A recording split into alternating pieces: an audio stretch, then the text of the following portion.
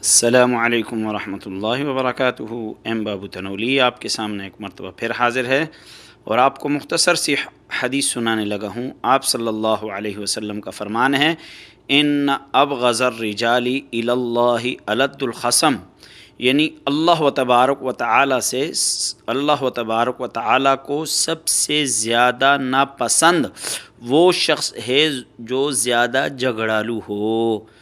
آپ صلی اللہ علیہ وسلم کا فرمان ہے کہ زیادہ جھگڑالو شخص سے اللہ و تبارک و تعالی نفرت فرماتے ہیں، اور اللہ و تبارک و تعالی ایسے شخص کو پسند نہیں فرماتے۔ تو یہ دیکھیں، یہ حدیث ان ابغض الرجال الی اللہ الد الخصم، یہ حدیث آپ کے سامنے ہے۔ کوشش کریں خود بھی عمل کریں اور اپنے دوسرے ساتھیوں تک بھی اس کو پہنچائیں، اور جھگڑالو بننے سے اپنے آپ کو محفوظ رکھیں۔